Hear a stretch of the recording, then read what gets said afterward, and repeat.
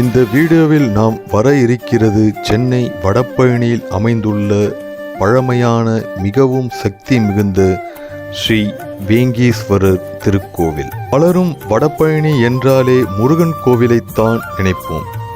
ஆனால் அதற்கு அருகிலேயே அற்புதமான வரலாறும் அதிசயமான நம்பிக்கையும் கொண்ட இந்த வேங்கீஸ்வரர் சிவன் கோவில் இருப்பது என்பது பலருக்கும் தெரியாமல் போயிருக்கலாம். இந்த கோவில் சுமார் 500 ஆண்டுகளுக்கு மேற்பட்ட பழமை கொண்டதாக சொல்லப்படுகின்றது. இங்கு எழுந்தருளியுள்ள சிவபெருமான் ஸ்ரீ வேங்கீஸ்வரர் என்ற திருநாமத்தில் அருள் பாலிக்கின்றார்.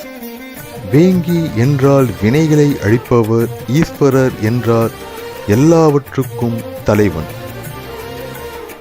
அதாவது நம்முடைய கர்ம வினைகளை தீர்த்து வைக்கும் சிவன் என்ற நம்பிக்கையோடு இந்த தலத்தில் பக்தர்கள் வழிபடுகின்றார்கள்.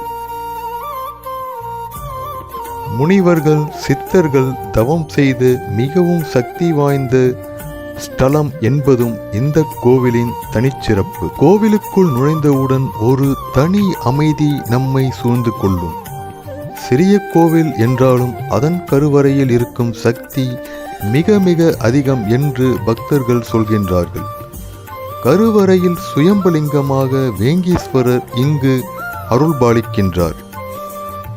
சிவலிங்கத்தின் வடிவமும் அதற்கு செய்யப்படும் அபிஷேகமும் மனம் நிறைய பக்தியை ஏற்படுத்துகின்றது. இங்கு சிவபெருமானுக்கு அருகில் ஸ்ரீ காமாட்சி அம்மன் அருளோடு இங்கு அருள்பாலிக்கின்றார். அம்மனை வழிபட்டால் திருமணத்தடை, குடும்ப பிரச்சனை, மன அமைதி போன்றவை தீரும் என்று பக்தர்களின் ஆழ்ந்த நம்பிக்கை. மேலும் விநாயகர், முருகன், நவகிரகங்கள் அனைவரும் இங்கு அழகாக அருள்பாலிக்கின்றார்கள். இந்த கோவிலின் முக்கிய நம்பிக்கை என்னவென்று தெரியுமா? வேலை தடைகள், கடன் பிரச்சனைகள், நீண்ட நாட்களாக தீராத பிரச்சனைகள், இவை எல்லாம் வேங்கீஸ்வரரை மனதார வேண்டிக் கொண்டால் நிச்சயம் நல்ல தீர்வு கிடைக்கும் என்று பக்தர்கள் கூறுகின்றார்கள். கோவிலில் சில நிமிடங்கள் அமைதியாக அமர்ந்தாலே மனம் லேசாகி போகிறது. நகரத்தின் சத்தத்துக்கு நடுவில் இப்படி ஒரு ஆன்மீக சாந்தி கிடைப்பது உண்மையிலேயே ஒரு ஆசீர்வாதம். பல பக்தர்கள் இங்கிருந்து வெளியே போகவே மனது வரவில்லை என்று சொல்வதை நாமும் உணர முடிகின்றது.